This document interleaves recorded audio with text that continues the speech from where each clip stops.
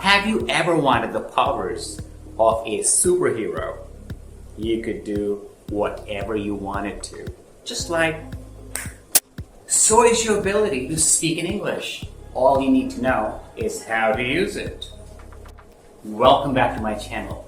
Today, I'll share with you a few industry standard field-tested techniques to speak clearer, better, and more effective English. Tip number 1.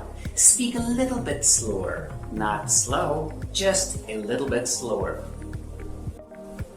Allow me to demonstrate. First, I'm going to say the same thing fast and then I'm going to slow down. So take a look at this. People call me T because I'm a language trainer. Now, I'm going to slow down. People call me T because I am a language trainer. The best, by the way. Example number 2.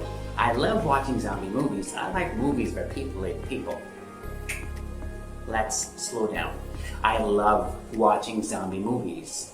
I like movies where people eat people.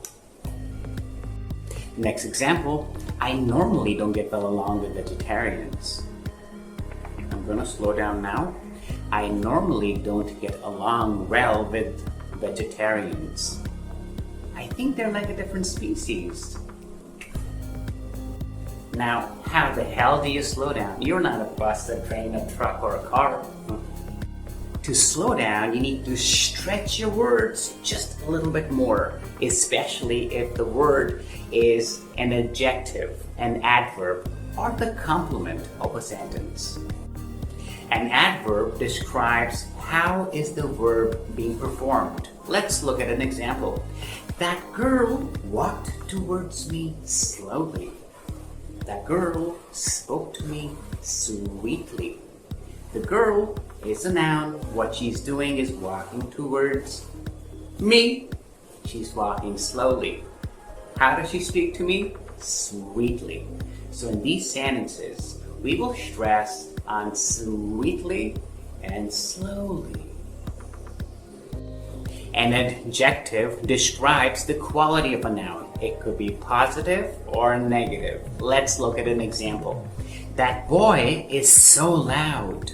Loud is the negative quality of the boy, which is a noun in the sentence. Tip number 3, identify the syllables. What are syllables? Let's take a look. So when you say words like fish, man, ring, and probably wolf, these continue with a single rhythm. Let's compare these words to purple, silver, 13, Thursday. Yes, you've noticed it. There is a slight break in the rhythm. When one word breaks into more units, still one word. Each of these units are called syllables of that word. You could have words in English with 2, 3, 4, or 5 or more syllables. However, the idea to start with is speak slower, stretch your words a little bit more, which will help you identify syllables in the word, and hence you will sound clearer. If you say 12, 12. If you say 13, 13. There is a difference in clarity. Okay, this video is not only about syllables. Here we are introducing you to the idea of syllables. So for your understanding, we'll pick up a few more examples. Let's look at an example or two of words with 3 syllables. So what I can think of right now is banana, banana, 3 parts. Bicycle, bicycle, 3 parts. Attractive, attractive, 3 parts. You need to slowly speak and identify syllables. It makes you sound clearer. Has anybody ever given you that confused look when you ask them a question?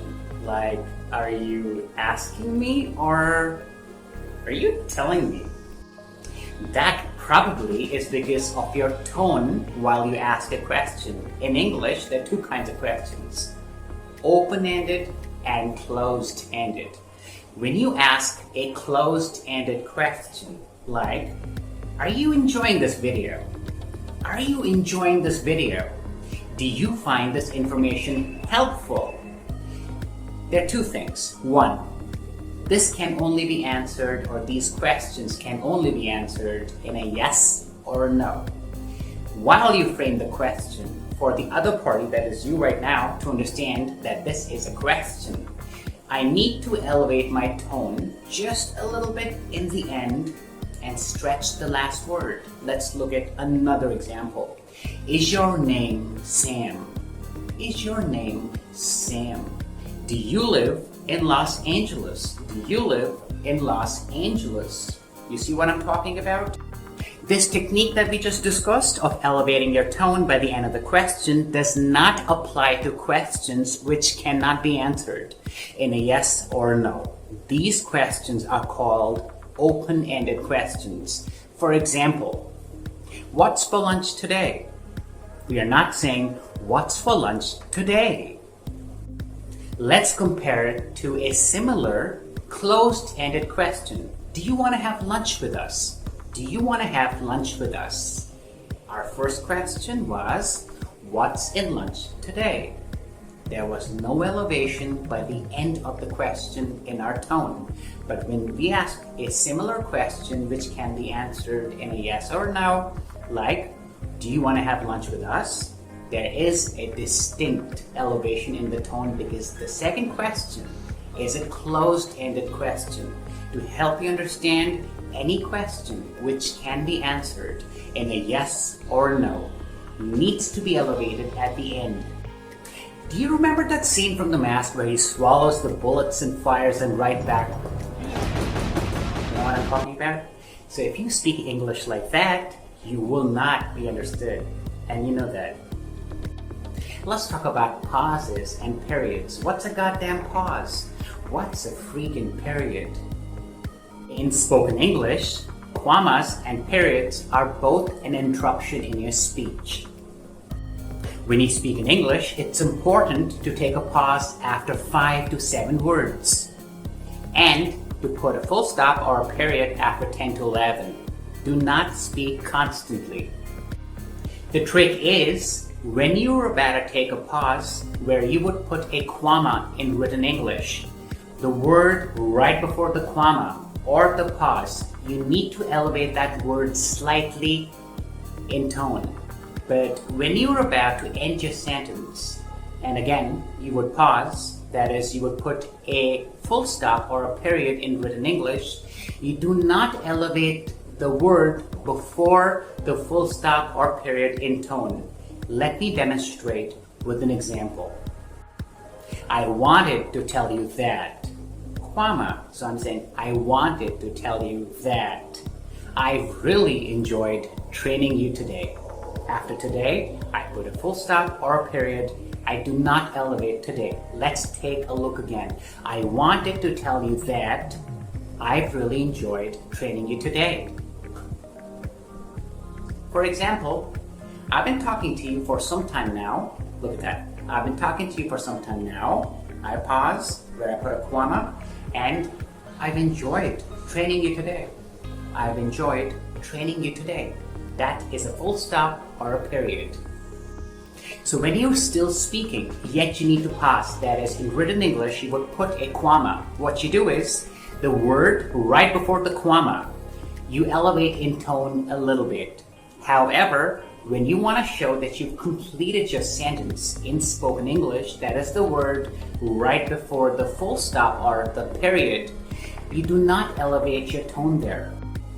Please don't forget to like, subscribe, and share this video, and I promise I'll come back with more tips for better, clearer, and sexier English speaking.